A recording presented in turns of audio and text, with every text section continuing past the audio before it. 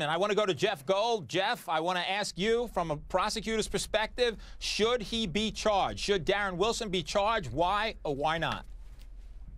Well, hey, that's up to the grand jury. Now, we all know in the routine case, it's prosecutors are accused of leading the grand jury, just what we've heard here they should be doing by the civil rights attorney, but that's not their job. They're a bulwark of the citizenry between the defendant and the police. So the prosecutor's doing the right thing, putting everything in front of this grand jury and letting the people decide. Now, it's only 9 out of 12 that have to decide, and they only have to decide probable cause. So the prosecutor's doing exactly what he needs to do in a very tense situation. Let the people decide. He shouldn't be just indicting because he wants to, as it was a routine case. It's not. And also, he shouldn't put the information there just so that he can no-bill it on purpose. Let the grand jury do its job. It's a rare case that the grand jury gets to do its own real job. This is one of those times. Okay, well, before I get to Eldar, I want to get you in here, but I also want to hear from the defense attorney, Mr. Rodriguez. Is this, in fact, the way to proceed? Perhaps now, from a prosecutor's perspective, justify what happened outside of the car or otherwise give the officer creative license to use lethal force?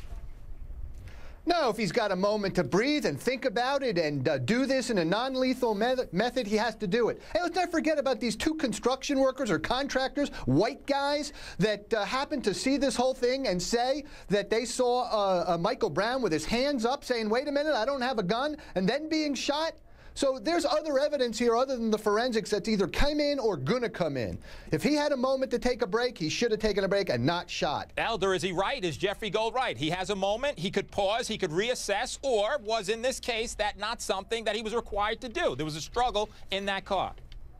The problem with this case from the beginning, Joey, is that there's conflicting evidence. You have conflicting physical evidence, and according to the New York Times, there are 6 or 7 African-American witnesses who are testifying in a way consistent with the version given by Officer Darren Wilson. So if you are a prosecutor and your job is not to indict unless you believe there's a probable cause that a crime was committed and this man committed the crime, I don't see how you do that. And a jury of 12 people is not going to find this man guilty beyond a reasonable doubt. So as far as I'm concerned, the prosecution, if they indict this man, is doing so for political reasons, not for legal reasons. Well, how not this was a crime or not a crime, how could we, Jeff Gold, at this point say if he's indicted, he gets acquitted?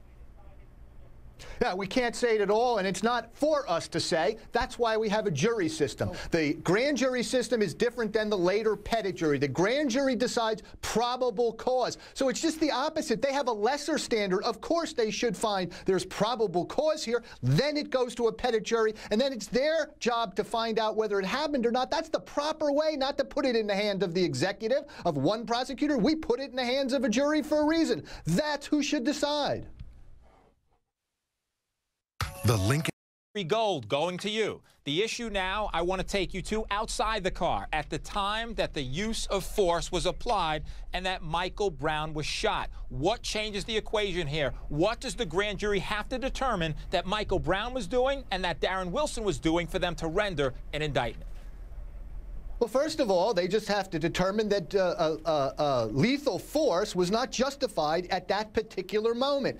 And if they believe witnesses are credible that said he had his hands up and said, I don't have a gun, and there was time for a thought by the officer, then they have to return an indictment, because you cannot simply follow through on something that may even have been reasonable a little while before. We don't know that, but just assume that at some point it was reasonable. Then it dissipates. He has his hands up. You've done your job. Stop. But that's not what some of the witnesses said. They said after Michael Brown put his hands up, there were shots. Hugo Rodriguez, address that. What in the event that, of course, he has his hands up, Michael Brown now, and Darren Wilson shoots him at that point? Justified, not justified? Should the grand jury return